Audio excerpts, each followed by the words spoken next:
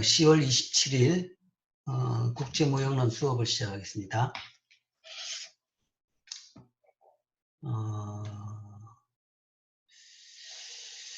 자, 이 참 많은 사람이 들어야 될 내용인데 자, 먼저 중요한 거 몇 개. 지난 시간에 중간고사 시험을 치렀죠. 자, 시험 결과에 대해서 먼저 이야기하겠습니다. 자, 채점 결과에 대해 가지고 이의를 제기하는 학생들이 꽤 있었습니다. 자, 그 원인이 뭐 띄어쓰기라든지 아니면 뭐 순서가 좀 바뀐 걸로서 오답 처리를 했다. 라는 그런 이의 제기가 굉장히 많았는데, 자, 거기에 대한 답변입니다. 자, 여러분들이 채점 결과를 잘못 이해하고 있기 때문에 그런 이야기를 했습니다. 이거 다른 과목 문제인데, 자, 이 예를 한번 보여주겠습니다. 자, 여기서 보면, 자, 여러분들이 확인하는 화면이 이런 걸로 알고 있습니다. 그래서 문제 있고, 문제하고 답을 적어오죠. 그래서 이걸 보고 여기서 이렇게 X가 돼 있어가지고, 이게 답은 실질 GDP인데, 나는 실질하고 띄우고 GDP로 해가지고, 이렇게 틀린 답으로 처리했다. 그래서 잘못 채점됐습니다. 라고 이제 질문을 했습니다. 질문했는데, 이거는 잘못 채점됐는데, 실제적으로는 잘못 채점된 게 아닙니다. 이게 이제 이 프로그램 자체가, 원래 지금 처음 쓴 프로그램인데 굉장히 현재로서는 좀 이상할 것 같아요. 이 시험 프로그램과 시험 채점 기능이 굉장히 좀 이상한 것 같아요. 오히려 지난번 스마트 캠퍼스는 훨씬 나았는데, 그것보다 좀 못한 부분이 꽤 있는데, 특히 이 부분입니다. 이게 사실은 이제, 지난번에도 이런 경우에는 자동으로 채점하면 오답 처리가 됩니다. 그런 경우에 내가 다 손으로, 그러니까 수동 채점을 해가지고 정답 처리를 했습니다. 이것도 이렇기 때문에 수동으로 해서 정답 처리를 했습니다. 했는데도 불구하고 이 X가 안 지워져요. 안 지워졌는데 정답 처리했는지 여부는 이걸로 알 수 있습니다. 그래서 여러분들이 이 문제에 대한 점수는 이 X를 보고 하는 것이 아니고, 여기 X가 돼 있으면 오답이 아니라 위에 보면 총 2.5점에서 2.5점 했다. 그러니까 이거는 2.5점짜리 문제고, 이 학생은 이 문제에서 이건 2.5점을 받았다는 겁니다. 그러면 정답 처리가 된 거죠. 그죠? 그렇게 이해해야 됩니다. 그러니까 많은 학생들이 이렇게 이 문제에 대한 답을 이걸 했는데 여기 X가 돼 있어가지고 틀린 걸로 채점되어 있다. 그래서 이걸 고쳐달라. 잘못 채점됐다라고 했는데 이거는 이제 프로그램이 이렇게 잘못해놓은 거고, 이걸 내가 지울 방법은 내가 찾지를 못했고, 이건 할 수 없고, 단지 채점 결과는 밑에 것이 아니라 위에 걸 봐라. 그래서 위에 이게 만약에 2.5가 아니라 0이다 그러면 잘못 채점된 거죠. 0인데 이거는 수동 채점을 해가지고 다 2.5점으로 바꿨습니다. 그래서 그것까지 보고 나서 여전히 잘못 채점된 문제가 있다 그러면 그때는 이의를 제기하기 바랍니다. 그럼 고치겠습니다. 많은 질문이 이겁니다. 여기 근데 이것만 보고 내가 잘못 채점되어 있다라는 질문 같아요. 자, 그리고 총 결과는 여기 있죠. 공지사항이 올렸습니다. 시험을 두 차례로 쳤죠. 1차는 60점 만점에 평균 42점이었습니다. 1차가 아마 19문제였죠. 평균 20문제였죠. 20문제에 평균 42점. 최고점은 만점이 있었고, 50점대 13, 40점대 10, 30점대 11명, 29점대 이하 5명. 이렇게 분포가 되어 있습니다. 예, 그 선다형이나 단답형 문제였죠. 그 다음에 2차 계산 문제는 총 42점 만점입니다. 42점 만점에 평균이 20점입니다. 평균이 20점이었고 최고점은 40점이었습니다.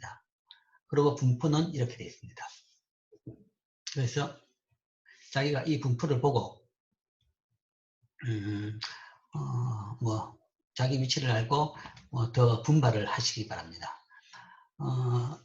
지난 학기에 성적이 조금 후하게 나가는 과목들이 꽤 많이 있는데 비대면 수업을 한다고 성적이 후하게 나가지는 않습니다. 특히 이제 이번 학기부터는 특히 이번에는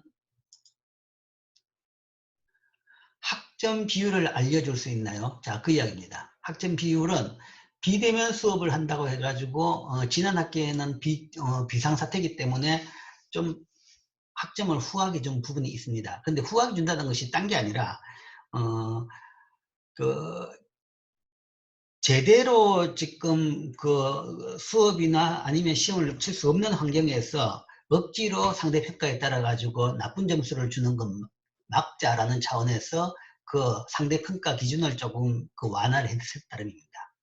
그러니까 비대면 수업을 한다고 해서 반드시 좋은 성적이 간다는 것은 아닌 거죠. 더군다나 이번에는 지금 다시 1단계로 내려가면서 중간고사 이후에는 소규모 클래스나 원칙적으로 다 대면 수업으로 바뀌었습니다. 그렇기 때문에 여러분들이 뭐 아주 후하게 성적이 나올 거라고 기대하는 것은 굉장히 위험합니다. 통상적으로 이야기하죠. 통상적으로 이야기하면 우리 학교 기준이 AB를 60%까지 줄 수 있다라고 되어 있습니다. AB를 A는 30%까지 30%인가? 그리고 AB를 합쳐가지고 60%까지인가? 아마 그런 기준일 겁니다. 그런 정도 기준이 있다라는 것을 이야기 바랍니다. 정확하게 학점 비율이 어떻게 된다. A를 몇 프로 준다. B를 몇 퍼센트 준다. 뭐 C를 몇 퍼센트 준다. 그런 기준은 없습니다. 그러니까 너무 잘 주지 말고 또 너무 못 주지 말고 그런 기준이 있을 따름이고 그 다음에 성적은 여러분들 시험 성적을 봐가지고 분포를 봐가지고 그때 맞춰가지고 뭐 전체적으로 다 좋은 결과를 보이면 좀 성적이 높은 쪽으로 가는 것이고 전체적으로 나쁜 성적이 보이면 전체적으로 학점은 다 또 낮아지는 겁니다. 그렇기 때문에 이 학점 비율은 고정되어 있지 않다 라는 것을 알기 바랍니다. 자, 이게 중간고사 결과입니다. 질문이 없죠? 자, 그 다음에 또 하나 다음 시간부터는 전자출석부 연계를 하기 위해 가지고 수업을 줌을 들어올 때 스마트 리드를 통해 가지고 들어오기 바랍니다. 내가 이 수업 끝나고 나서 공지사항을 올리겠습니다. 지금 같은 방식이 아니라 스마트 리드를 통해 가지고 줌에 접근해 주기 바랍니다. 스마트 리드는 뭐 지금 올려놓겠는데 예를 들어서 매 주차에 가보면 이 주차에 뭐 여기다가 링크를 해가지고 수업 이렇게 링크가 이 밑에 아마 달릴 겁니다. 이 밑에 달릴 거면 그걸 클릭해가지고 수업을 들어오기 바랍니다. 그래야지 이 전자출석부하고 연동이 되기 때문에 그렇게 하겠습니다. 출석 문제 때문에 여러 가지 방법을 찾아봤는데 도저히 지금 과거 거는 연동시킬 방법이 전혀 없다고 합니다. 그래서 뭐 지금부터라도 그렇게 연동해서 하고 그 다음에 과거 거는 지금 기록을 바탕으로 해가지고 조만간 전자출석부에 다 결과를 올리겠습니다. 자, 이게 이제 주요 전달 사항입니다. 뭐 질문? 중간고사는 뭐 선다형 문제는 별로 질문이 없겠죠. 보면 알겠고 뭐 이 문제를 많이 틀렸더라고요. 5번 문제를 많이 틀렸고 다른 문제는 뭐 다 기출문제만 나온 문제죠. 자, 이것도 그렇고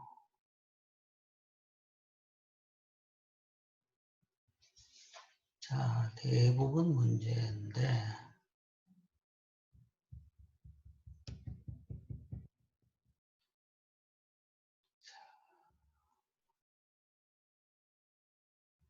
이 마지막에 이게 틀린 사람이 굉장히 많았습니다. 마지막에. 그래서 뒤에 부분이 평균이 훨씬 더 낮죠.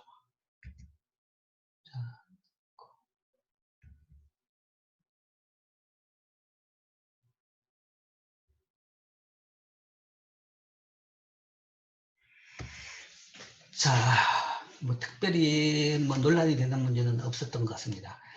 자, 여러분들 문제를 봤지만 이 문제는 특히 이제 이런 계산 문제도 거의 그 과제 문제 그대로입니다, 여러분들. 과제 문제를 에다가 숫자를 좀 바꾸고 내용을 조금 바꾼 정도입니다.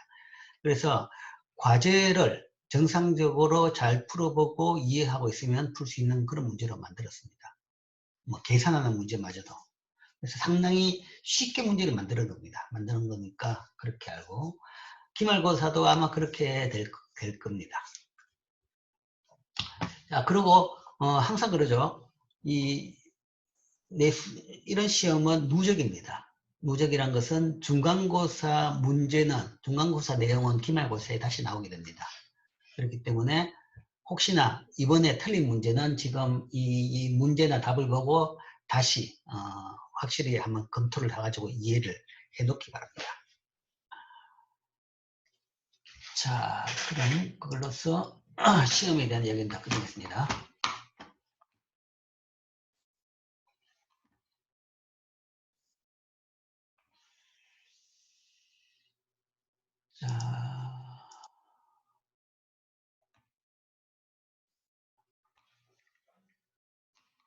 자, 그럼 오늘은 6장으로 넘어가겠습니다. 지금까지 사실은 뼈대가 되는 무역 이론은 다 이야기했습니다. 뭐 제일 기초가 리카르도 비교 우이론이었죠. 시험 문제에서도 그걸 요점을 이야기해라 라는 문제도 나왔죠. 그 다음에 이제 유명한 것이 헥시올린의 무역론입니다. 헥시올린 무역론이고 그 다음에는 뭐 좀 굳이 이야기한다면 그 사이에 있는 것이 특수 생산 요소 모형이고 뭐 이거죠. 그렇기 때문에 주요 무역 이론은 대부분 다 이야기했습니다. 자, 그리고 이제 그 무역 이론에서 각각 리카르도 비교 이론은 뭐 무역이라는 것은 결국은 비교 우위에 따라 결정된다. 즉 기술 수준에 따라서 비교 우위, 그러니까 기술이 상대적인 기술 수준에 따라 가지고 결정된다. 라는 것이 리카르도 이론이고 그 다음에 헥시올린은 거기다가 뭔가 하면 좀 더 다른 방식이었죠. 생산 요소를 집어넣어 가지고 기술이 아니라 부존 자원량에 따라서 결정된다라는 거죠. 상대적으로 풍부한 부존 자원을 많이 쓰는 소위 집약적으로 사용하는 물건을 수출한다. 그리고 상대적으로 덜 풍부한 물건을 집약적으로 사용하는 물건은 물론 수입하게 되겠죠. 그렇게 그 부존 자원에 따라서 무역이 결정된다라는 것을 이야기하는 겁니다. 자, 현실적으로 이야기한다 그러면 굉장히 이제 큰 차이가 있는데 리카르도 이론 같은 경우에는 기술이다 그러면 그건 뭐 거의 고정되었고 주어졌다. 어떻게 뭐 변화성이 굉장히 없다라고도 볼 수 있겠죠. 상대적으로. 그런데 이제 헥시올린 이론을 보면 부존 자원을 설명한다 그러면 오히려 거기에 설명력이 더 높다고도 볼 수 있습니다.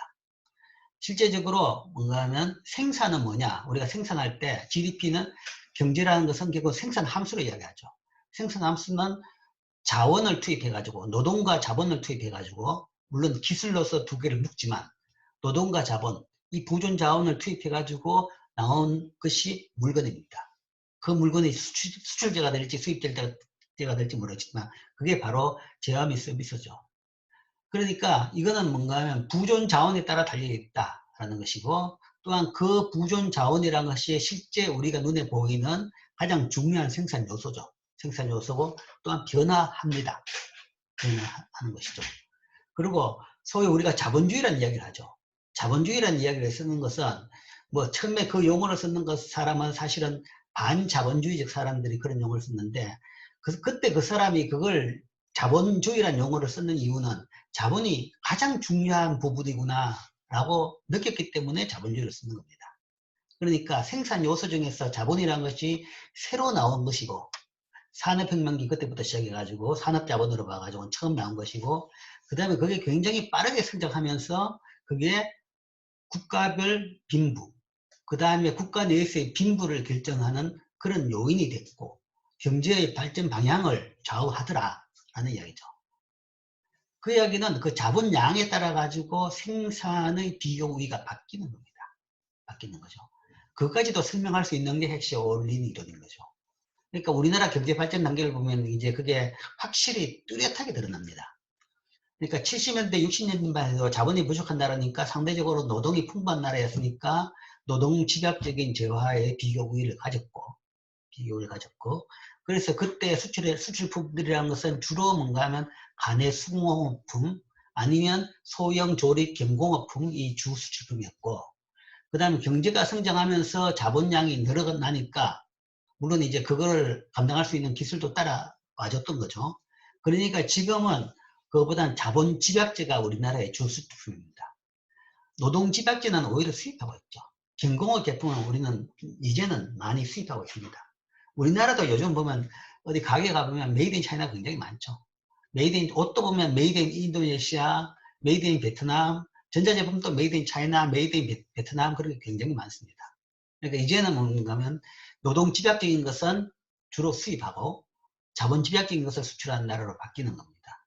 부존 자원량에 따라 가지고 재화, 부존 자원량의 상대적인 비율에 따라 가지고 상대적인 풍부도에 따라 가지고 이 수출의 방향이 결정되는 것이, 그리고 그 변화하는 것을 우리나라를 통해 가지고 확실하게 볼 수 있는 거죠.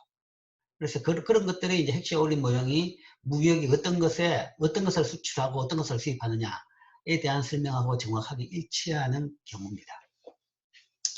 자, 이게 이제 전체 무역론의 뼈대입니다. 뼈대고.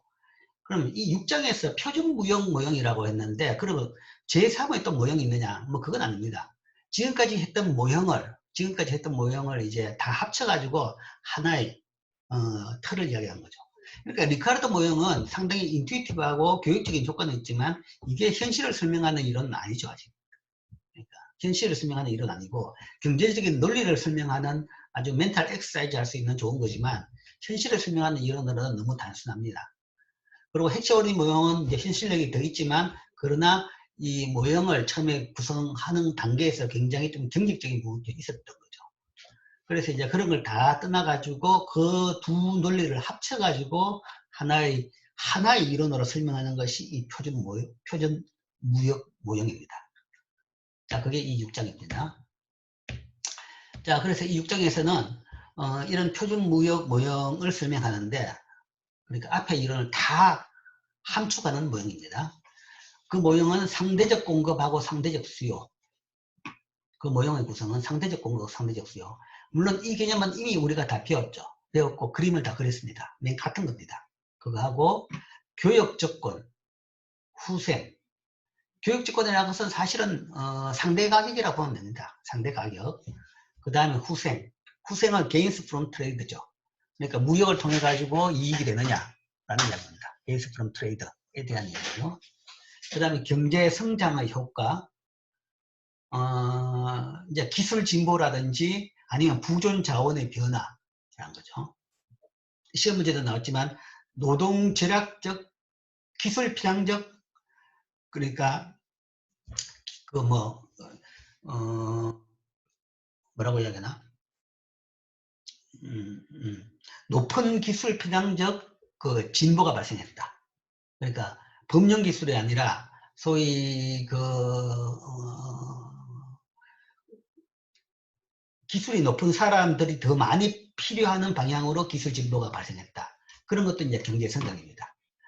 또는 이제 자본과 노동 중에서 자본이 늘어났다. 또는 노동이 늘어났다. 그 다음에 노동 중에서도 노동을 소위 범용, 그러니까 스킬, 그 다음에 하이 스킬, 언스킬 두 개로 나누죠. 그죠? 그래서 하이 스킬, 편향적인 기술 진보가 생겼다. 뭐 이런 것의 효과입니다. 그 다음 수익 관세에 따른 영향, 수출 보조금에 따른 영향, 그 다음 여기에다가 국제적 차익과 대여, 자본 이동에 따른 영향, 이런 것까지 볼 겁니다. 자, 표준 무역 모형은 리카르도 모형, 특수 생산 요소 모형, 핵시 올린 모형을 포함하는 일반 모형의 특별한 경우다. 그러니까 좀 말이 좀 복잡하죠. 일반 모형의 특별한 경우다. 그러니까 이거를 다 포함하는 모형입니다. 이 세 개의 논리를 한꺼번에 다 포함하는 그런 모형입니다. 그런 일반적인 모형인데, 특별하다는 것은 이제 모형이라는 것은 하나를 셋업을 해야 되죠. 그죠? 그래서 하나를 셋업을 했다는 차원에서 특별하다는 거죠. 셋업 자체가 뭐 예를 들어서 이거죠. 두 재화, 두 생산 요소 모형이다. 뭐 이런 거죠. 두 재화, 두 생산 요소 양국 모형이다. 이것도 동일하게 두 재화, 뭐 재화가 많으면 좋겠지만 더 개수가 더 많게 되면 복잡하죠. 복잡하기 때문에 가능한 한 인투이션을 주기 위해서 그러다 이제 설명력이 있는 정도의 개수까지 해가지고 두 재화 모형이고, 여기 재화는 앞에하고 동일하게 식품, 푸드 F하고 직물, 클로딩 C 두 개가 있다. 그 다음에 각국의 PPF는 매끈한 곡선이다. 생산 가능 곡선, Production Possibility Frontier, 이건 생산 가능 영역이죠, 그죠?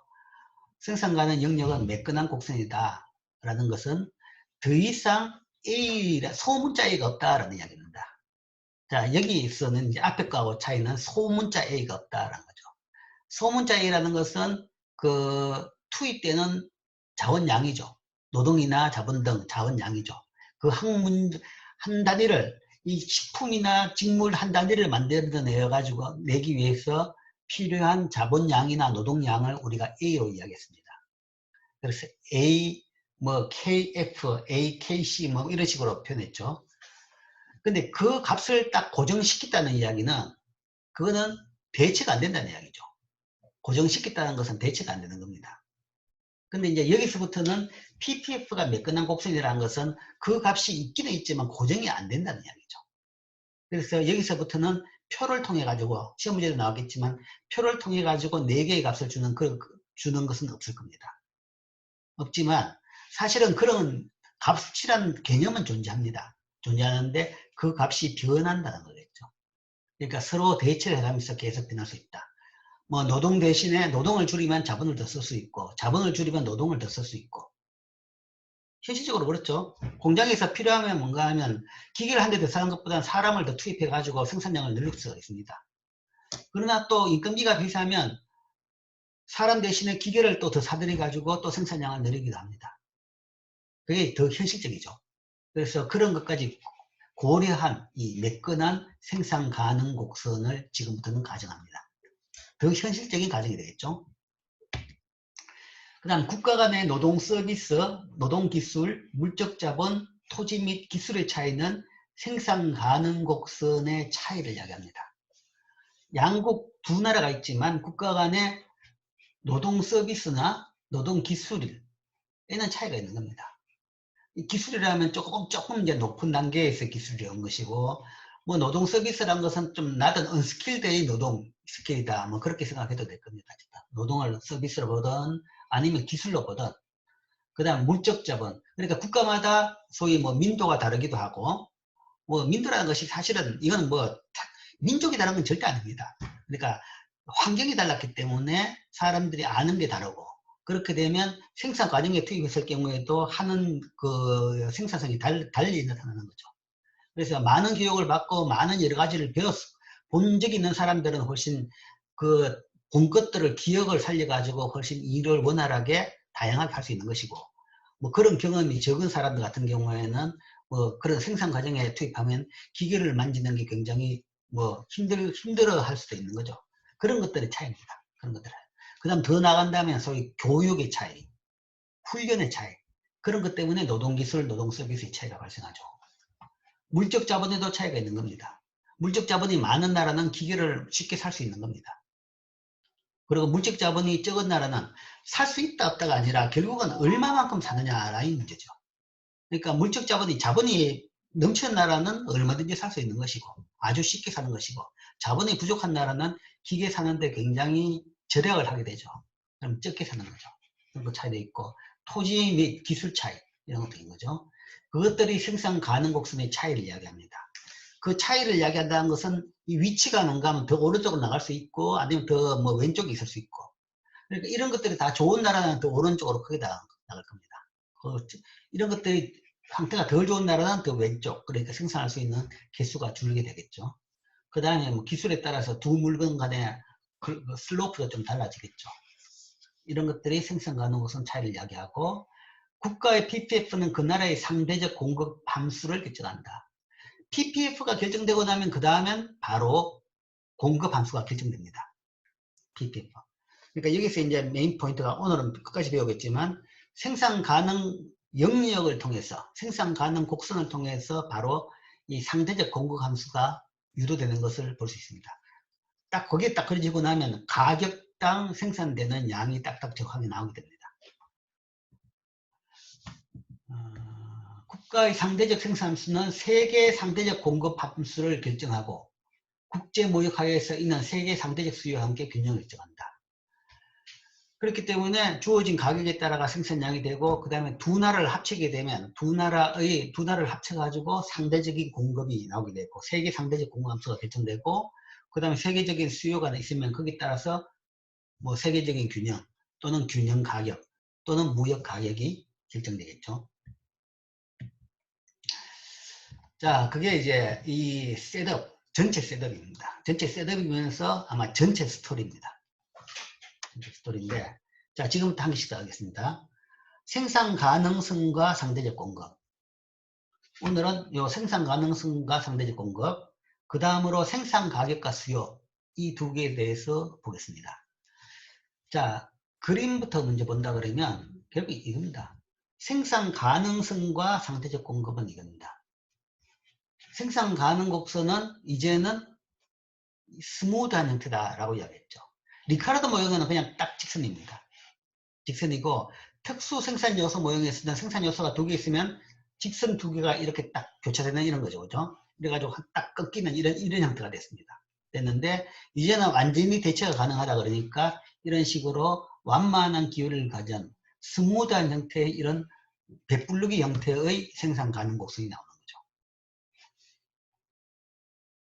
이게 생산 가능 곡선이고 생산 가능성이라고 했는데 그게 바로 생산 가능 곡선입니다. 곡선에서 생산 가능성이죠. 이게 이 빨간 것이 프로덕션 그 파시빌리티 프론티어죠. PPF죠. PPF인데 PPF라는 것은 사실은 이 선이 아니라 이 선과 이 선의 왼쪽 편을 다 이야기합니다. 영역이기 때문에 이거하고 그다음 쪼가리 그러니까 빵 쪼가리 같이 생긴 이 부분 둥근 빵빵 4분의 1쪽 같은 이 부분 전체가 생산 가능 영역이 되겠죠. 이 생산 가능 영역이 결정되고 나면 상대적 공급이 바로 결정됩니다. 자, 그건 어떻게 결정되냐라고 하면 여기에다가 등가치선을 주고 아직은 상대적 가격은 도입 안 했습니다. 등가치선이 있다 그러면 등가치선이 있다. 등가치선이라는 것은 뭐 사실은 등가치선의 기울기가 상대 가격입니다. 이 등가치선의 기울기가 상대 가격입니다. 주어진 상대 가격이 있다 그러면 그 상대 가격으로 등가치가 나오죠. 물건 가격 곱하기 양 더하기 또 다른 물건 가격 더하기 곱하기 양 하면 그 물건의 가치가 나옵니다. 그 가치라는 것이 사실은 GDP죠. 우리나라 한 나라의 GDP라 그러면 모든 물건의 가격 곱하기 수량을 다 더한 겁니다. 더하면 그게 한 나라의 GDP죠. 그게 한 나라의 등가치인 겁니다. 이게 한 나라의 생산 능력이고 기술 부분에서의 생산 능력이고 그러면 이 등가치 GDP는 높은 건 많을수록 좋죠. 그러니까 등가치가 클수록 좋습니다. 우리가 달성할 수 있는 기술적으로 달성할 수 있는 영역 내에서 가능한 한 큰 것을 달성하는 게 좋은 거죠. 그러니까 여기에 달성할 수 있는 등가치선은 무수히 많은 동일한 기울기를 가지는 선을 끌 수 있고 그 중에서 달성할 수 있는 가장 큰 선은 바로 요 PPF의 요 배불뚝한데서를 접하는 선이 있는 거죠. 접하는 선. 이것이 바로 우리가 생산의 결정점입니다. 여기서 이야기하는 상대적 공급의 결정점, 생산의 결정점. 그럼 여기서 등가치선이 이런 기울기다. 그러면 여기서 생산이 결정되고 그러나 이게 아니라 등가치선이 이것보다는 더 완만한 기울기다. 그렇다 그러면 어디 한 이 왼쪽 이쯤에서 생산량이 결정되겠죠. 그렇게 해서 경제적 생산량이 이렇게 결정된다. 그래서 이 그림을 경제적 생산량을 결정하는 상대 가격이라고 했죠. 여기서 상대 가격이라는 것은 이 등가치선의 기울기 이게 상대 가격입니다. 이게 상대 가격이 되겠죠. 클로딩의 상대 가격이 됩니다. 그래서 클로딩의 상대 가격이 이렇다 그러면 여기서 이 가격에서는 요만큼 클로딩을 이만큼 생산한다. 그 다음에 또한 식품은 이만큼 생산하게 된다. 이렇게 볼 수 있을 겁니다. 자, 이게 이제 첫 번째 파트 생산 가능성과 상대적 공급에 대한 이야기죠. 자, 그것을 여기 쭉 설명을 했습니다. 이것입니다. 그 그림에 대한 설명이 지금 이겁니다. 국가가 무엇을 생산하는가는 식품에 대한 직물의 상대 가격에 달려있다. 그런데 경제는 주어진 직물과 식품의 가격으로 생산물의 가치, 이게 가치죠. 그러니까 두 물건의 양과 각각의 가격을 곱해서 더하면 이게 바로 가치입니다. 뭐 국가 경제 전체를 하면 이게 GDP다 라고 하죠. 이 가치를 최대화하는 직물 QC하고 QF 생산을 결정합니다. 그러니까 이 가치를 이야기할 때는, 생산을 이야기할 때는 그냥 생산이라 그러면 그냥 생산량만 많으면 되는 것이 아니냐, 양으로 생각하겠지만 가치로 생각한다 그러면 거기에 가격이 크게 영향을 미치게 됩니다. 가격이 높아진 데 대해 가지고 그 생산량의 소위 가치가 더 높아지는 거죠. 비중이 더 높아지게 된다. 그래서 가격을 같이 고려한 생산량, 생산가치, 이게 가능한 한 높은 것을 선호하죠. 그게 경제학에서의 가장 기본적인 가정입니다. 등가치선의 기울기는 PF분의 PC고 이게 이제 마이너스 기울기죠. 가 된다. 즉 이거는 이게 상대 가격이죠. 뭐의 상대 가격이냐 그러면 C, 분자에 있는 것의 상대 가격입니다. 클로딩, 직물의 상대 가격입니다. 그러니까 푸드로 나타낸 직물의 상대 가격이 되는 셈이죠. 그래서 이게 등가치선의 기울기고 이게 상대 가격입니다. 상대 가격이 여기 달려있다. 이게 저거죠. 등가치선의 기울기는 상대 가격의 마이너스 슬로프다. 경제는 PPF가 등가치선에 접하는 점에서 생산한다. 아까 그림으로 설명했죠. 이 PPF가 여기에 이거에 접하는 선, 즉 그 접하는 섬에서의 접점에서의 기울기는 분명히 이게 될 겁니다. 그래서 이 점에서 경제는 생산한다. 자, 상대 가격과 상대적 공급. 자, 그렇다 그러면 그 논리를 확장해 보면 결국은 뭐 시작은 아까 논리적으로 이해를 하기 위해서 등가치선이라는 것을 이야기했는데 사실은 이게 이제 상대 가격이다라는 이야기죠. 상대 가격. 그렇다 그러면 이 상대 가격이 변함에 따라 가지고 각 물건의 생산량이 어떻게 바뀌는지 그것을 우리가 유도해낼 수 있는 겁니다. 그러니까 공급 곡선을 유도하는 거죠. 여기까지 알고 있으면 이 논리를 이용해 가지고 공급 곡선을 유도할 수 있습니다. 즉 직물의 상대 가격 변화에 따라 가지고 직물 생산량이 어떻게 변하는지. 자, 그러면 이 기울기가 절대값으로 상대 가격인데 기울기가 가파라진다 그러면 가격이 오르는 거죠. 숫자가 올라가니까 절대값으로 가격이 올라지는 거죠. 1에서 2, 2에서 3, 3에서 4 하면 값이 올라지면 가격이 비싸지는 겁니다. 값이 비싸지면 그때는 생산량이 느는 걸로 나타납니다. 자, 여기서 그러죠. 기울기가 가파라지면 접하는 점은 이것보다는 더 오른쪽일 겁니다. 더 오른쪽이라는 이야기는 직물 생산량이 옛날보다는 더 늘어나는 거죠. 가팔라질수록 점점점 직물 생산량이 늘어납니다. 자, 그래서 이런 거죠. 식품에 대한 직물의 상대 가격의 상승은 직물의 상대 가격의 상승은 등가치선의 기울기의 절대치를 크게 만든다. 이게 점점점 기울기가 더 가파라지죠. 가파라지고 그러면 점점점 더 오른쪽에서 접하는, 더 오른쪽으로 이동하면서 접하는 게 된다. 그러면 생산은 Q1에서 Q2로 이동한다.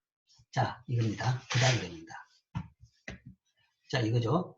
처음에 이제 한 점에서의 Q1이었다. 이 가격에서 생산량은 Q1이었다. Q1이었는데, 자, 여기서 가격이 올랐다. 직물 가격이 올랐다. 그러면 올라간 상대 가격에서의 생산점은 어디냐? 직물 가격이 이 기울기로 올랐다. 그러면 이 기울기가 가지는 등가치선이 PPF에 접한 점은 바로 이 점이 될 겁니다. 그럼 이것이 생산점이다. 즉 생산량이 Q1C에서 Q2C로 느는 겁니다. 늘었다라는 것을 수요 공급 곡선에서 그림을 그린다 그러면 오른쪽 그림이 되죠. 오른쪽 그리면 이건 가격이고 이건 양이죠. 가격이고 이 가격은 물론 상대 가격입니다. 상대 가격이 아까 여기 있어. 요때의 상대 가격 1의 상대 가격일 때는 이 생산량이 요 생산량이고 상대적 양이 요 양이고 그 다음에 가격이 더 올랐다 그러면 상대적 양은 이제 이 점이 되는 거죠. 가격이 더 오르니까 이거는 이 점 되고 Q2C가 되는 거죠. Q2C가 되면 이때는 이 점이 되는 겁니다. 자, 그런데 이제 이거는 여기서는 항상 상대적입니다. 생산량도 상대적, 가격도 상대적이지만 생산량이 상대적입니다. 더 중요한 포인트가. 이 폭은 분명히 이 폭보다 훨씬 더 넓어요. 이 폭보다 더 넓어집니다. 왜냐하면 이건 상대적인 양이기 때문에.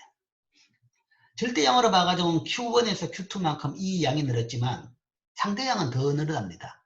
왜냐하면 분모가 줄어버렸기 때문에. 분모가. 이때는 분모가 Q1이었는데 이때는 분모가 Q2가 되어버리죠.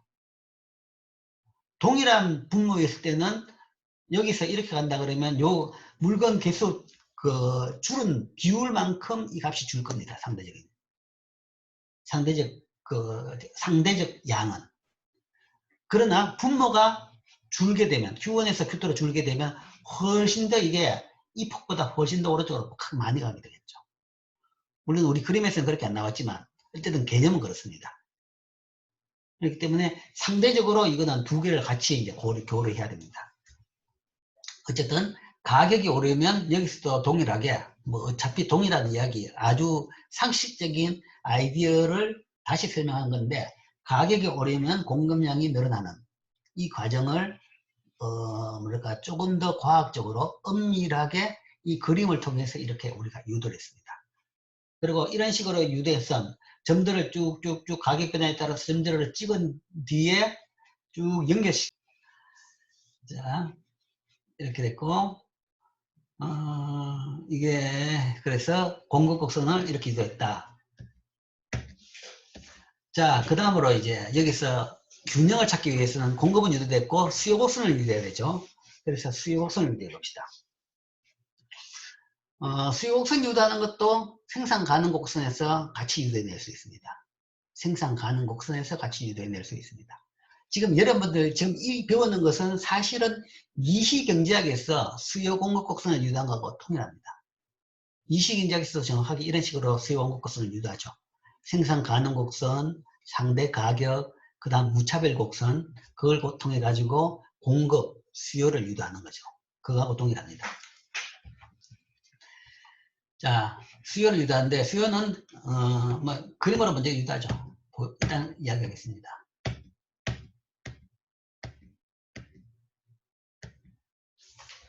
자, 수요 곡선은 이렇게 여기서 유도가 됩니다. 자, 이게 이 빨간 생산 가능 영역, 그 다음에 등가치선 또는 상대 가격선이죠. 이거는 이미 배웠고. 자, 여기다가 수요 곡선을 유도하기 위해 가지고 여기에 새로 등장한 개념은 무차별 곡선입니다. 무차별 곡선. 인디퍼런스 커브라고 이야기하죠. 무차별. 뭐가 무차별하냐? 유틸리티, 효용이, 만족도가 무차별하다, 동일하다라는 거죠. 그러니까 만족도가 동일한 이 두 물건의 콤비네이션을 점으로 찍어가지고 연결시키면 그게 하나의 무차별 곡선입니다. 물론 무차별 곡선 간에는 만족도가 다르겠지만 만족도가 뭔가 뭐 숫자가 있다. 만족도가 100이다. 100이 뭔지는 잘 모르겠지만 가정으로 100이 있다. 100이라는 숫자에 만족도가 있다. 그러면 그 만족도의 100을 만족시키는 QC하고 QF의 콤비네이션이 어떻게 되느냐. 그럼 그것들을 쭉 연결해 보면 뭐 이걸 하나 더 먹으면 대신에 이걸 덜 먹어도 괜찮고 뭐 이런 식이죠. 그런 식으로 두 개의 역의 관계를 쭉 해가 연결시키면 이런 선이 되는 거죠. 그럼 이 선상에는 다 동일한 만족도를 가지는 겁니다. 그래서 이걸 우리가 무차별 곡선이라고 이야기하죠. 이시경제학에서 다 배운 개념으로 이라고 알겠습니다. 그렇게 가정하겠습니다. 당연히 그렇죠. 그러면 이제 그거는 만족도 수준에 따라 가지고 무수히 많은 무차별 곡선이 나오게 되겠죠. 나오면 단 이제 그 무차별 곡선 간의 우열을 이야기한다 그러면 오른쪽에 있는 것이 오른쪽이나 위쪽에 있는 것이 더 높은 만족도를 나타내는 곡선이다. 그러니까 오른쪽이나 위쪽에 있는 것이 훨씬 더 높은 만족도, 왼쪽이나 아래쪽에 있는 것이 낮은 만족도를 나타내는 선이다. 그래서 사람들은 가능하다 그러면 오른쪽이나 위쪽에 있는 선을 더 좋아하겠죠. 이 곡선보다는 이 곡선이 낫고, 이 곡선보다는 이 곡선이 낫고, 이 곡선보다는 이게 낫고, 이것보다는 이게 더 낫다. 라는 거죠. 더 오른쪽 위쪽에 있는 것을 선호할 겁니다. 자, 이런 무차별 곡선이 있다. 그렇다 그러면 자 여기서 소비자의 선택은 어디냐 그러는데 이때의 가격이 이 등가치성과 같은 가격이었다. 이게 상대 가격성이었다. 그러면 이때의 소비자의 선택은 바로 D점이다. D점. 그러니까 현재 이 Q에서 물건을 만들 수 있다. 그러면 이 가지고 공급은 이 점이죠. 이게 등가치성이니까 이 점에서 그 나라가 물건을 만들 수 있죠. 그럼 이게 그 나라가 가질 수 있는 총 가치입니다. 이 만들 수 있는 양이고 그 양 가지고 물건을 교환은 할 수 있습니다. 그 양 가지고 만드는 물건 대로 소비도 할 수 있지만 만드는 물건 그대로 소비도 할 수 있지만 또한 만드는 물건하고 다른 구성으로도 소비가 가능한 거죠. 만드는 물건 중에서 일부는 팔고 일부는 다른 걸 사서 쓸 수가 있다는 거죠. 즉 사람들의 만족도라는 것이 소위 정확하게 물건 만드는 거하고 일치하지 않는다면 자, 그 이야기는 어떤 개념이냐 그러면 여기서 이야기하면 이 무차별 곡선이 여기서 접하지 않는다 그러면 우연히 무차별 곡선이 Q점에서 접한다 그러면 그때는 자연적으로 교육이 발생하지 않습니다. 발생할 필요가 없는 거죠. 만든 물건만큼 그 비율대로 쓰는 것이 그 사람들이 제일 행복하니까. 그렇다 그러면 그때는 교육이 발생하지 않는 겁니다. 그런데 만약에 사람들의 취향이나 아니면 선호도가 고점이 아니다. 이런 식이다. 그러니까 이것보다는 조금 더 이쪽을 더 그러니까 식품을 더 선호하는 거죠. 그죠? 식품을 더 선호한 식의 사람들의 취향이다. 그렇다 그러면 이렇게 물건 만들어 가지고 일부 직물은 팔아 가지고 식품을 더 쓰는 거죠. 그렇게 되면 이게 더 만족한 거죠. 왜냐하면 이런 상태라 그러면 여기에 무차별 곡선이 이 점을 물론 지나갑니다. 이 점만 이렇게 요거나 요거보다 더 밑에 있는 게 이걸 통하겠죠. 근데 이것보다는 이게 더 낫고 이것보다는 이게 더 낫다는 이야기죠. 그렇기 때문에 이렇게 만들지만 이 가격선을 위해서 더 높은 이것보다 더 높은 이 무차별 곡선을 가질 수 있는 겁니다. 그 만족도를 가지고 가 있는 거죠. 그거는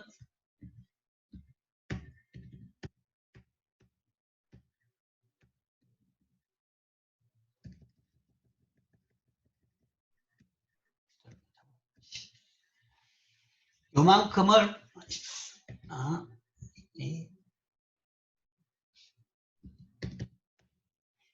이만큼은 수출하고 만든 물건 중에서 요만큼은 그 딴 사람한테 팔고 아니면 수출을 하고 그 다음에 대신에 바꿔가지고 가격을 그만큼 해가지고 바꿔가지고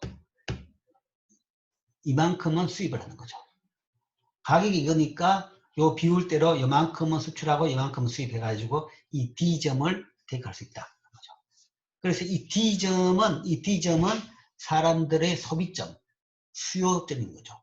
그러니까 이 경우에는 자 상대 가격이 이렇다 그러면 그때의 사람의 수요도 이렇다 하는 것이고 뭐 상대 가격이 이보다 더 가팔라진다. 그 이야기는 직물이 더 비싸지는 거죠. 직물이 더 비싸진다 그러면 이것보단 D보다는 더 이쪽 오른쪽으로 가서 이렇게 접할 수가 있겠죠. 그러니까 D가 만약에 더 가팔라진다 그러면 아마 직물이 비싸니까 직물을 더 팔고 식품은 더 많이 소비할 수가 있겠죠. 어쨌든 그런 식으로 가격에 따라 가지고 소비점이 이렇게 결정된다. 즉 수요 함수는 가격선 또는 등가치선하고 무차별 곡선을 통해 가지고 유도가 됩니다. 그 두 개의 관계를 통해서. 물론 다른 그림에서 그거 두 개만 그려가지고 유도를 할 수도 있고 아니면 앞에 배웠는 공곡곡선을 유도한 그림 내에서도 같이 동시에 그 관계를 우리가 유도해낼 수 있습니다. 자, 그 이야기가 지금 이제 앞에 설명이 쭉 다 그 이야기입니다. 자, 상대 가격과 수요. 자, 지금 설명했던 그림 내용을 요약해서 여기서 이제 설명합니다. 경제의 소비액은 경제의 생산액과 같다. 그죠? 그래서 이게 뭐 PC 요거는 생산액입니다. PC 곱하기 QC, Q가 생산량이죠. 더하기 PF 곱하기 QF 이게 생산량. 이게 생산액입니다. 액인데 소비액은 뭐냐? 소비액은 PC 곱하기 DC. 이 D는 그냥 소비량이라고 이야기합시다. Q하고 D는 같아야 될 이유는 없습니다. 같을 수도 있지만 달라도 관계없는 거죠. 생산한 걸 그대로 다 소비를 해야 된다. 물론 이제 폐쇄경제에서는 당연히 그렇게 나오지만 개방경제 같은 경우에는 필요하다 그러면 무역을 통해 가지고 생산량과 무관하게 더 소비할 수도 있고 덜 소비할 수도 있는 거죠. 그래서 자유롭게 Q가 아닌 새로운 D를 넣습니다. 여기서 D라는 것은 사실은 그겁니다. 도메스틱 Q라고 생각하면 되죠. 그래서 D를 넣습니다. 국내 소비, 클로딩에 대한 국내 소비, 푸드에 대한 국내 소비, D. 그럼 PC, DC 더하기 PF, DF 하면 이게 국내 소비액이 됩니다. 이 소비액하고 국내 생산액하고는 결국은 같습니다.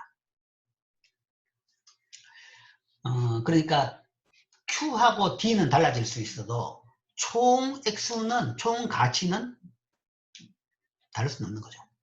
결국은 더 다른 소비를 하려고 그러면 우리가 만들어내는 물건 중에서 일부의 가치를 딴 걸로 바꿔서 되는 거지, 바꾸는 과정에서는 교환은 등가치 교환입니다. 그렇기 때문에 총량은 동일하다. 경제의 소비 결정은 소비자들이 단일의 대표적 소비자의 기후에 입각하는 것처럼 나타날 수 있다. 물론 이제 뭐 사람들의 취향이라 그러면 사람마다 취향은 다 다릅니다. 어떤 사람은 뭐 극단적으로 뭐 클로딩과 푸드를 이야기하더라도 옷보다는 음식에 대해서 훨씬 더 중요시하는 사람도 있고, 반대로 먹는 것보다는 옷을 훨씬 더 중요시하는 사람도 있는 거죠. 사람마다 취향은 다 다르지만 경제학에서는 그냥 우리가 소위 그걸 다 고려하려고 그러면 뭐 아무 답이 안 나옵니다. 그래서 리프레젠테티브 에이전트 모형이라고 해가지고 대표적인 가장 평균적인 사람을 우리가 이야기합니다. 그리고 뭐 그것이 이제 대표적인 단일의 대표적인 기호가 있다라고 하는 거죠. 그리고 이제 이게 기호를 너무 강조한다 그러면 이름은 성립할 필요가 없습니다. 좋으니까 하는 거라는 거죠. 그럼 어떤 물건을 만들어야 된다라는 논리가 안 나옵니다. 논리라는 것은 우리가 이제 뭐 부존 자원 또는 기술 가지고 이 물건이 어떤 물건이냐 선택의 기준을 만들죠. 근데 그게 아니라 그걸 다 떼어넣는 것이 사실은 선호입니다. 아주 독특한 선호가 나온다 그러면 그때는 생산 기술이고 부존 자원이고 다 필요가 없게 되는 거죠. 그러니까 그런 거는 이론으로 설명할 수 있는 부분은 아닌 거죠. 실제 존재한다 그래도 그건 이론으로 설명할 수 없는 부분인 거고. 그래서 우리는 일반적인 가장 평범한 경우의 선호를 가정합니다. 무차별 곡선은 소비자의 후생을 갖게 무차별이다. 그러니까 차이가 없다라는 거죠. 갖게 유지하는 물건들, 직물과 식품의 조합입니다. 조합을 쭉 연결시킨 것이죠. 무차별 곡선의 특징은 뭐 아까 이야기했지만 어쨌든 부의 기울기를 가진다라는 것은 뭔가 하면 하나를 줄이면 하나를 더 소비해야 된다. 또는 하나를 늘리는 대신에 하나를 줄인다. 그러니까 동일한 만족도를 하려고 그러면 두 개의 관계는 부의 기울기다. 즉 직물을 덜 갖는다면, 옷을 덜 갖는다면 같은 만족도를 얻기 위해서는 더 많은 식품을 가져야 되는 겁니다. 얼마나 든지는 모르겠지만 분명한 것은 더는 필요하다라는 거죠. 하나를 줄이면 다른 것이 더 많아야 된다. 그 다음 원점에서 멀리 있을수록 소비자들은 더 큰 만족도를 얻는다. 즉 오른쪽 위쪽으로 갈수록 더 높은 만족도를 나타낸다라고 이야기했죠. 그걸 이제 다른 식으로는 원점에서 멀수록 더 큰 만족도를 이야기하는 거죠. 원점에서 멀다는 것은 소비자들은 두 자를 더 많이 갖는다는 거죠. 그러니까 가장 기본적인 가정은 1보다는 2가 많다. 한 개보다는 두 개를 사람들이 더 좋아한다. 더 만족도를 느낀다. 두 개보다는 세 개가 더 만족도를 느낀다. 라는 가정이죠. 그렇기 때문에 오른쪽이나 위쪽, 원점에서 멀수록 더 큰 만족도를 가집니다. 오른쪽으로 이동할수록 기울기 절대치가 작아진다. 그렇죠? 오른쪽으로 이동할수록 이런 선이 있는데 여기서 오른쪽으로 이동할수록 기울기가 절대치가 작아진다. 이런 선에서 접선을 보는 거죠. 접선을 볼 때 이 접선이 보면 오른쪽으로 이동할수록 더 기울기가 이렇게 완만해지는 겁니다. 왼쪽으로 할수록 이렇게 가파르지는 거죠. 이거는 이제 무차별 곡선, 이 생산 가능 곡선하고 만듭니다. 생산 가능 곡선은 오른쪽으로 이동할수록 더 가파르지죠. 왼쪽으로 이동할수록 더 완만해집니다. 반면에 무차별 곡선은 오른쪽으로 이동할수록 더 완만해지죠. 기울기가 작아진다. 즉 직물을 더 많이 식품을 더 조금 갖게 되면 직물의 추가적 1단위의 가치는 추가적 1야들을 위해서 기꺼이 포기하는 식품의 단위 양으로 나타낸 가치는 감소한다. 자, 복잡한데 딱 이겁니다. 쉽게 이야기하면 우리가 피자의 예를 많이 들죠. 한계 효용 체감의 법칙이다 라는 이야기입니다. 한계 효용 체감의 법칙. 물건을 더 많이 소비할수록 추가적으로 한 물건에서 느끼는 만족도는 준다라는 이야기죠. 물론 이제 합리적인 내에서는 더 사람들의 소비하면 분명히 만족도가 늘기 때문에 소비할 겁니다. 물론 피자 같은 경우 억지로 먹으라고 그러면 만족도가 줄 수는 있겠죠. 그런 능력은 빼버리고 최소한 만족도를 높이던 차원에서 계속 먹는 거죠. 먹는데 그게 뭔가 하면 한 조각 먹으면서 얻는 만족도는 점점점 줄어든다라는 거죠. 배가 고플 때는 한 쪽이라 그러면 무지무지 행복하고 맛있는데 두 번째 먹으면 그만큼은 덜 맛있고 덜 만족스럽고 세 번째는 뭐 그렇고 네 번째 되면 그저거로 그렇고 다섯 번째는 고민을 하죠. 이게 먹는 게 맞냐 안 먹는 게 맞냐 먹고 나면 몸에도 안 좋을 건데 하면서 겨우 그냥 만족도가 거의 0에 가깝다는 이야기입니다. 그러면서 그냥 먹는 거죠. 그런 식으로 한 조각마다 소위 한계 효용 한 단위당 한계 효용이 점점점 줄어든다. 그렇기 때문에 오른쪽으로 갈수록 더 많이 소비할수록 그때는 한계용이 줄어들기 때문에 조금만 저쪽이 포기해도 뭔가 하면 충분히 기꺼이 포기하는 이거죠. 그래서 기울기가 이렇게 완만해진다라는 이야기입니다.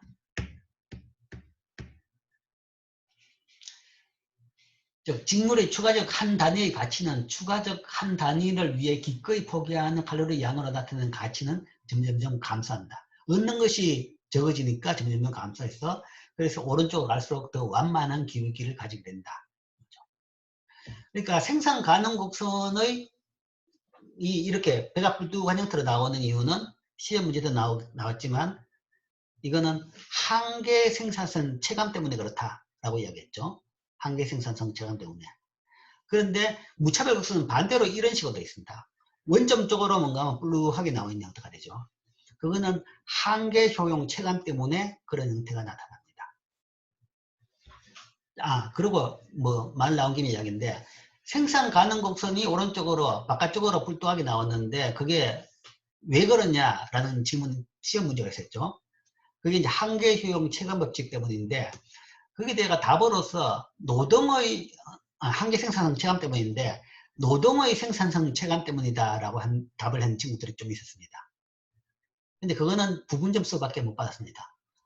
꼭 노동은 아닌 거죠. 노동이든 자본이든 관계없습니다. 모든 생산 요소에서 생산성은 체감합니다. 노동을 쓰든 자본을 쓰든. 그러니까 노동이라는 용어가 들어갔으면 그거는 이 내용을 제대로 이해 못한 거죠. 그렇기 때문에 0점 처리는 안 했고 그냥 부분 점수로 처리했습니다.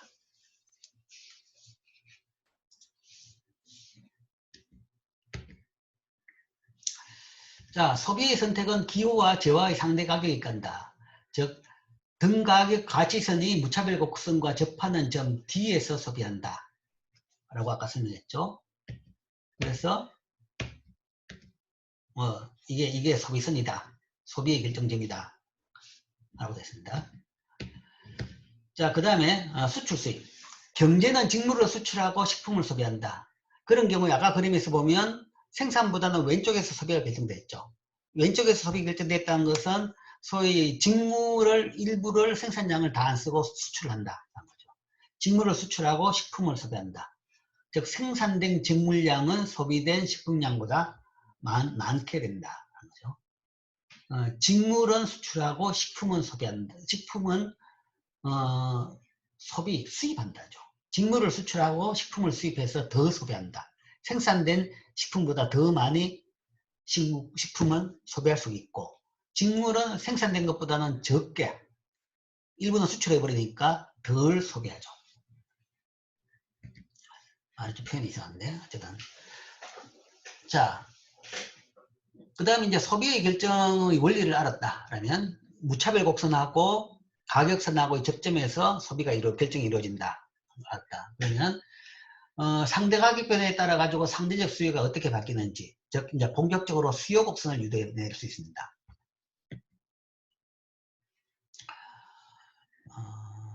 이게 왜 자꾸 바뀌는 모르겠어. 직물의 상대 가격. 자, 이거는 그 다음부터는 이겁니다.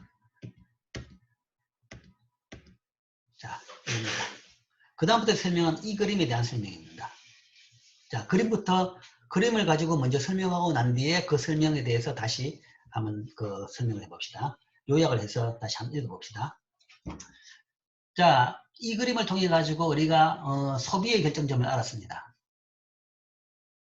자, 제일 처음에 가격이 1이다. PC over PF가 1이다. PF분의 PC가 1이다. 1의 가격에서는 이게 이제 가격선이죠. 가격선이다 그러면 여기서는 생산은 Q1에서 생산이 이루어지고 그 다음에 무차별 곡선하고는 D1에서 만난다 라고 하면 D1에서 소비가 이루어지는 겁니다. 그러면 이런 경우에는 이 Q1과 D1점에서의 QC의 폭만큼이 수출이고 그 다음에 QF의 폭만큼이 수입이 되는 거죠. 그래서 이런 가격선에서는 자 가격선을 여기서 딱 두셨다 그러면 여기서는 수출량이 얼마냐? 이 나라는 어떤 걸 수출하느냐? 아니면 수출량이 얼마냐? 수입량이 얼마냐? 라는 것을 여러분들이 이 그림에서 정확하게 적을 수가 있습니다. 그래서 그걸 적는다 그러면 이 그림이 되는 거죠. 이 그림이 되겠죠. 여기서 1점입니다. 1점에서 예를 들어서 이 RS 공급은 이거죠. 여기서 이 폭만큼 이만큼의 상대적 공급선이 요점입니다. 요점이고 그래서 이게 상대적 공급 1점에 있는 요점이죠. 상대적 공급선을 나타내고 그 다음 D1이 소위 상대적 수요.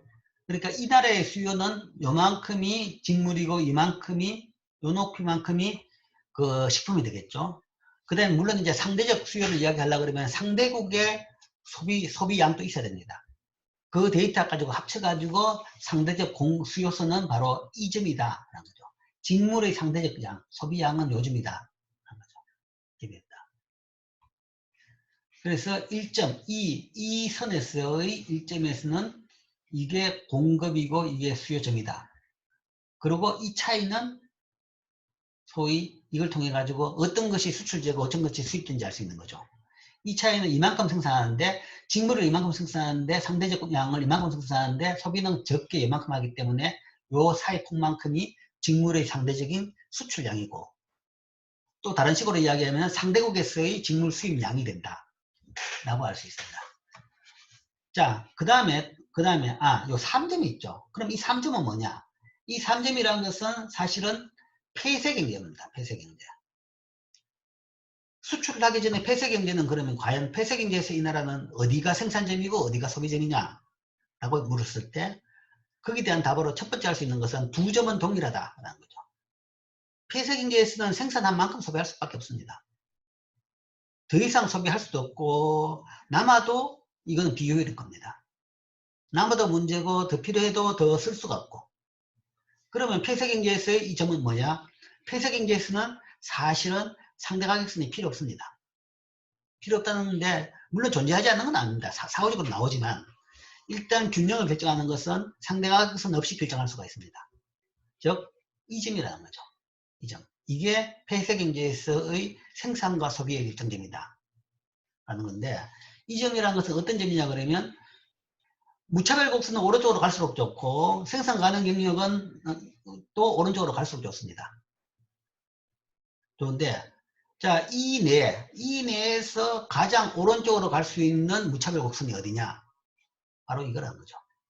그러니까 여기에 이 빨간 선에 접하는 이런 무차별 곡선. 그 접점 바로 이 D3입니다. D3. 이것이 폐쇄 경제에서의 생산과 소비의 결정점입니다. 소비의 결정점이고 이거 두 개 곡선 가지고 이 점이 나오고 나면 그 다음에 이거 두 개는 접점이기 때문에 이 사이를 통과하는 접선을 그릴 수가 있겠죠. 그러면 그 접선이 바로 그 나라에서의 국내 가격이 되는 겁니다.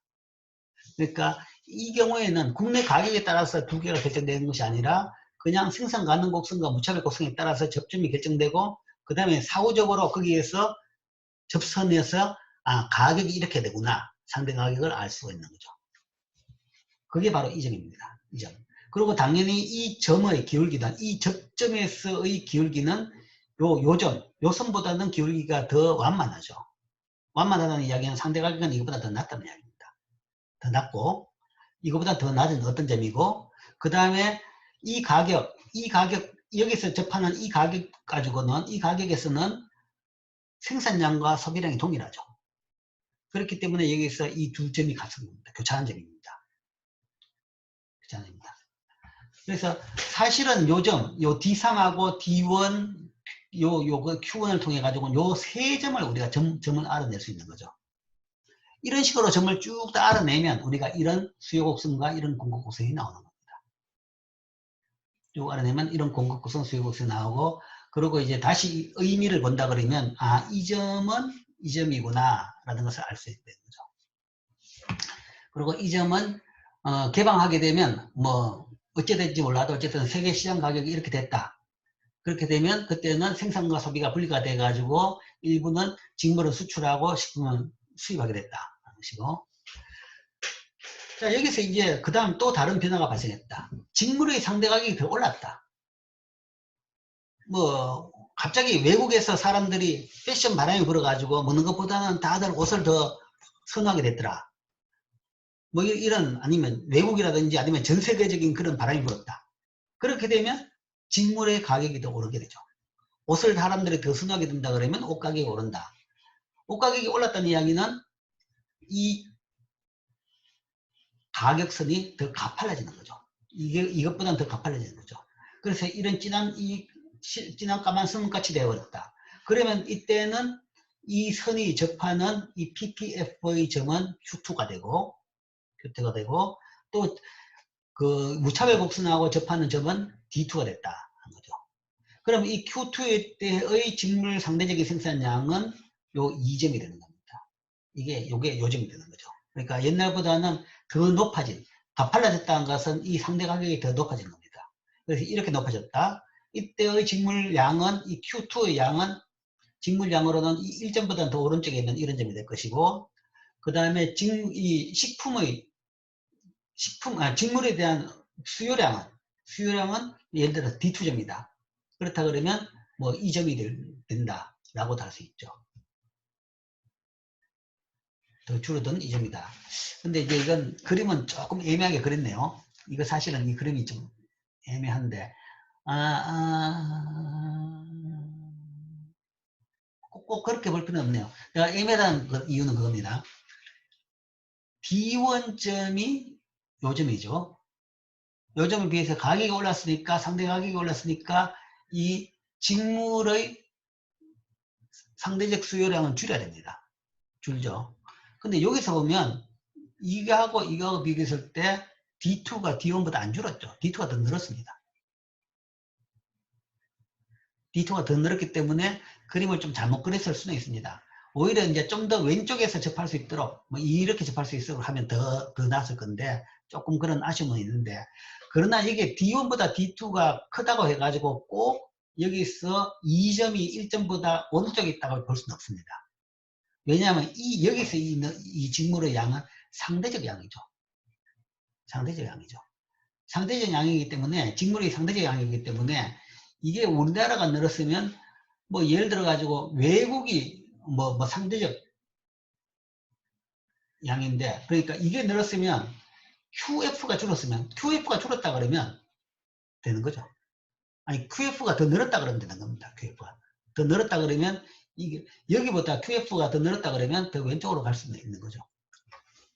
자, 어쨌든 뭐 정확하게 이거는 이제 그림 문제 때문에 그런데, 그건 뭐 떠나서 어쨌든 가격이 오르니까 결국은 수요량은 준다. 기본적으로 이렇게 해가지고 이런 식으로 수요 곡선을 유도합니다.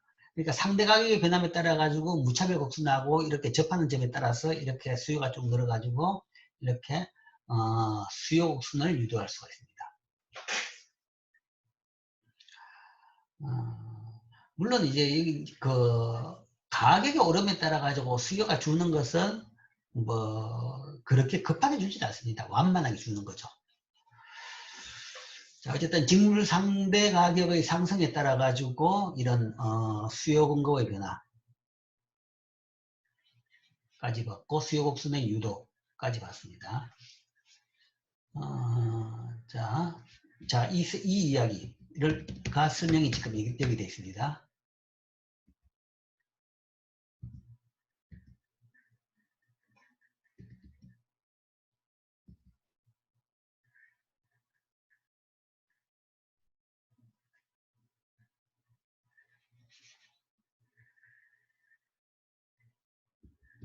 어디가 있지?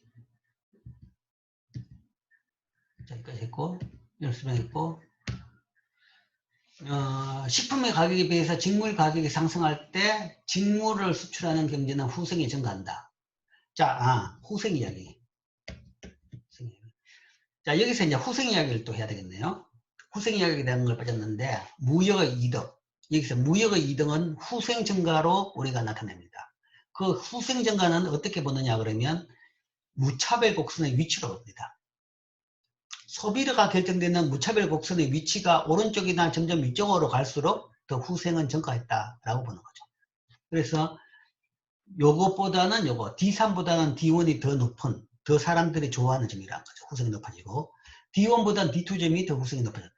왜냐하면 더 오른쪽 원점에서 멀어진 무차별 곡선이 됐기 때문에 후생이 증가했다는 거죠. 그래서 여기서 게인스 프롬 트레이드는 무차별 곡선의 위치가 원점에서 멀어지는 진다는 선택 가능한 무차별 곡선이 원점에서 더 멀어진다는 걸 통해 가지고 무역의 이득이 발생했다라고 보이는 겁니다.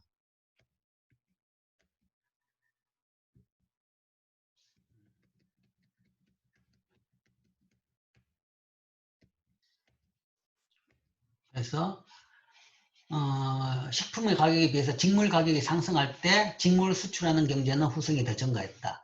등 같이 쓰는 기울기의 절대치가 더 커지고 더 높은 무차별 곡선에 도달할 수 있었다. 더 가팔라지고 대신에 더 왼쪽 위쪽의 무차별 곡선에 도달할 수 있었고, 직물 상대 가격이 더 높다는 것은 수출된 직물의 모든 단위에 대한 식품의 더 많은 칼로리가 수입될 수 있다는 거죠. 상대 가격이, 직물의 상대 가격이 높아졌다는 것은 직물 한 단위당 살 수 있는 물건, 식품의 양이 더 늘어났다. 더 많은 양하고 많을 받을 수 있다가 되는 거죠. 만일 경제가 무역을 할 수 없다 그러면 식품에 대한 직물의 상대적 가격은 국가의 상대적 수요와 상대적 공급의 교차점에서 결정된다 라고 했죠. 아까 Q3점 또는 D3점이 바로 그 점입니다. 가격선 없이 두 곡선이 교차하는 점. 무차별 곡선이 생산 가능 곡선에 접하는 점 D3에서 생산하고 소비하죠. 이게 무역이 없는 점입니다. 거기 비해 가지고 무역이 발생하게 되면 즉 그 기울기보다, 그러니까 이 점에서의 적점의 기울기, 그게 바로 상대 가격이죠. 이 상대 가격하고 조금이라도 다른 가격이 있으면 무역을 통해 가지고 이득이 발생하게 되고, 즉 그것은 옛날보다 더 높은 무차별 곡선의 점을 선택을 할 수 있게 됩니다.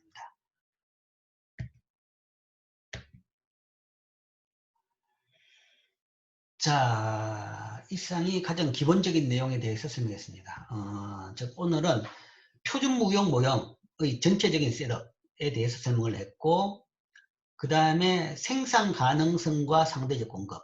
즉, 첫 번째는 요 생산 가능 곡선하고, 그 다음에 이 등가치선 또는 가격선을 이용해 가지고 공급선을 유도를 했고, 그 다음 두 번째 파트로는 여기에다가 무차별 곡선을 집어넣어 가지고 이 등가치선 또는 이 상대적 가격선의 변화에 따라 가지고 수요 곡선이 이렇게 도출되는 것까지 이야기했습니다. 그래서 이게 일단은 이건 세 개는 아닙니다. 한 나라 내에서의 공급과 수요 이렇게 되고 이렇게 된다. 뭐 여기서는 이제 다음에 할 거는 이제 가격이 어디냐라는 이야기입니다. 가격이. 이게 만약에 폐쇄 경제라 그러면 가격은 여기겠죠. 이게 가격이 되겠죠. 가격이 되겠지만 지금 현재는 이제 무역이 있는 경우죠. 가격이 1이냐 2냐라는 겁니다. 그건 이제 세계 시장에서 결정이 되겠죠. 한 나라의 수요 공급이 있고 그 다음에 상대국의 수요 공급이 있겠죠. 그 두 개 합쳐가지고 세계적인 수요 공급에 따라서 가격이 결정됩니다. 그게 이제 교역 조건. 그때 결정된 가격을 우리가 교역 조건이라고 합니다.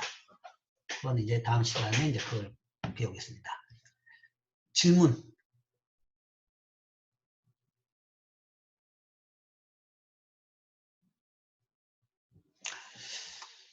자, 질문이 없으면 이상으로 오늘 수업을 마치고, 아까 이야기했지만 다음 시간에는 수업을 줌에 들어올 때 스마트 리드 홈페이지를 통해 가지고 들어오기